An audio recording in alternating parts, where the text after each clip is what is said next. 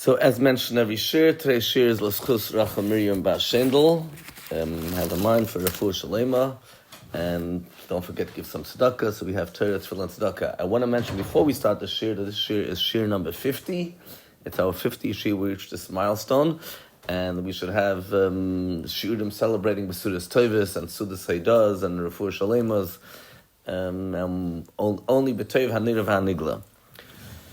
What we want to discuss today is, we talk a lot about Emuna, Bitachon, and our dependence on Hashem, so to speak. The pasuk says that there's a situation where Vatishkach Hashem Hoisecha, a person could forget that Hashem made you. Ram levavecha, v'shachachtas Hashem lekecha, a person who feels ram levavecha, feels yeshes, gaiva, arrogance, independence. And then a person can forget that Hashem Alekecha, Hashem, the word Hashem means Hoya, Hoyva, He was, is, always will be. Hashem, the word Yud Kei Vav, is Melashon Havayim, Melashon Mahav, He creates you, puts you into existence at every single moment. Elokecha means Koichacha V'chayu. He's your energy, He sustains you at every single given moment. Havai is more removed level of Hashem, Alekecha is more connected to you, it's your personal Elokecha. And even so, V'shachachta, you can forget that. And the pasuk warns us, Zacharta, ki hu hanois nescharta Hashem kecha, ki hu hanois l'cha koyach lasas choyel. He's the one that's giving you anything that you do, lasas choyel. You think you're accomplishing a lot, choyel. All of that is hu hanois l'cha. It's all coming from Him. But yet, the Eibush has set up the system in such a way that it's possible to be v'shacharta Hashem kecha.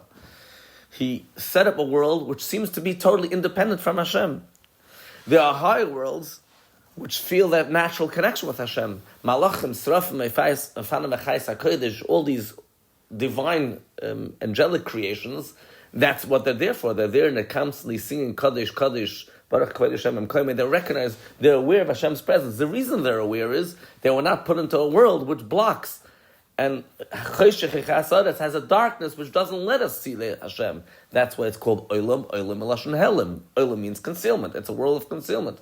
So here we are put in a situation where we have, first of all, we have Bechira Chavshus, which is one of the biggest halamas v'hestadim concealments on Hashem, the fact that we could choose to go against Hashem, but we don't even see the footsteps. Hashem's sort of almost like, it's like someone who's walking a path in the forest and he blocked all his footsteps. We don't see where it's all coming from Hashem. We don't see the godly, divine energy which is constantly creating us. As famously quoted in the name of the Levi Yitzchak Barditchever, that if the Eibishter would put the Gan Eden and Gehenim into the streets, and he would put the Taivas in Sefer Eishes Chachma, then people wouldn't have any problems. But what happens is that Hashem put the Taivas out there in the street, and he put the Svarim, he tells us all about Kedusha, Torah, Mitzvahs. So, how we're supposed to know that how we're supposed to have this awareness, and we constantly have to remind ourselves and create this awareness within ourselves, that makes it very difficult. What we need to understand, that's what we want to talk about today, is that the fact that we feel our, so to speak, independence is part of the system that Hashem set up. Adarabba, in a certain sense, the feeling of a shachachtas Hashem lakech is coming from a much higher source.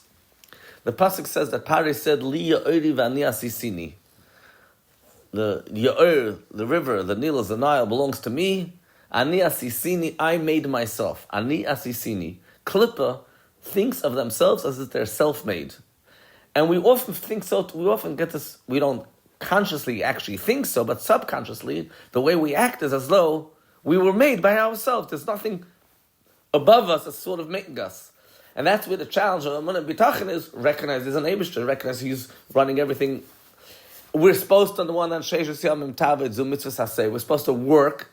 So if we work, we think that the work is producing results. We're supposed to go to the doctor, we're supposed to do these physical activities as if we're running a world over here all on our own. And yet, there's another parallel reality, which is the real reality, that Hashem is running everything. But Hashem wants us to run a world as if we're running everything. We call this Das Elyon and Das Tachten. Das Elyon is a supernal awareness, and Das Tachten is a lower awareness. There's an awareness that it's only Hashem. Deeper, there's really only Hashem and nothing else exists really. That's the ultimate.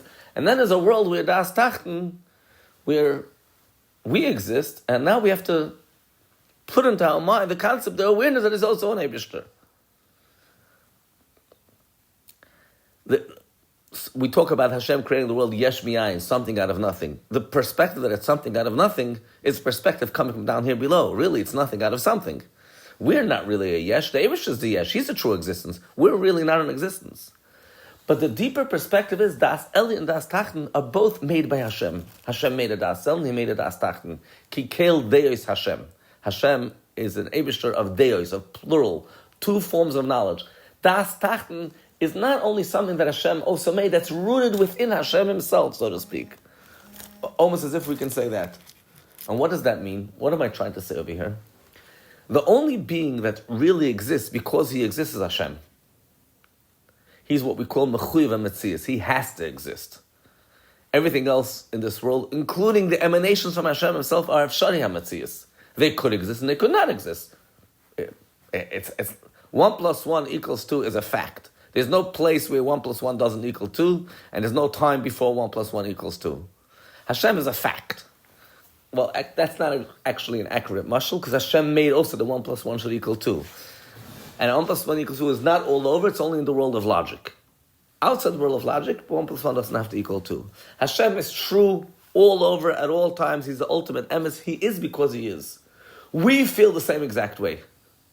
Everything throughout the entire Seder Ishtalshlis, the descent of creation from one level to another level to another level, feels that has a source. Olam HaYitzir is connected to Olam HaBriya, Olam HaBriya is connected to Olam HaTzilas, and so on and so forth. The Malachim feel their source. That's why one of the reasons why the higher Malachim are called Srafim, they get burned from that awareness. They're totally burnt. And the lower levels of Malachim are not totally burnt, but they recognize that. We don't feel our source. Why don't we feel our source? The deeper perspective is because we are directly connected with Hashem Himself, who also doesn't feel a source. He doesn't have a source, and we feel as though we don't have a source. The only difference is by us it's fake, and by Him it's real. But how can you create a being which doesn't feel that it's coming from something? You always have to feel there's a cause and effect, and the effect is interconnected with the cause. How can you create a world which doesn't feel its source, its cause? Because it's coming from this source, the ultimate source, which doesn't have a source. The Eibush is mitziusei matzmu, so He exists from Himself, so to speak.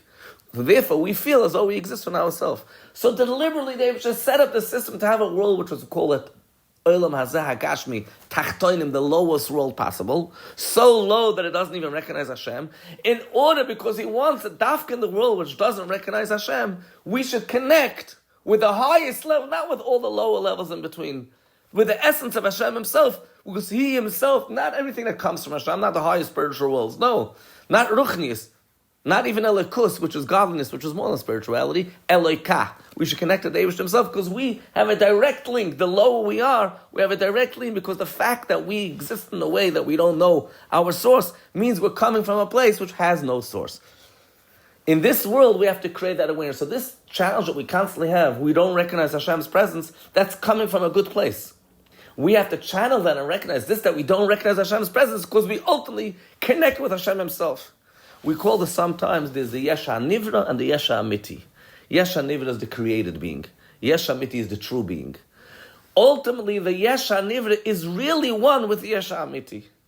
Every time we come to a situation we forget the presence of Hashem, we need to know that was a challenge that was put there in order that in the same situation we could possibly run a world as if there's no Eibishter, so to speak.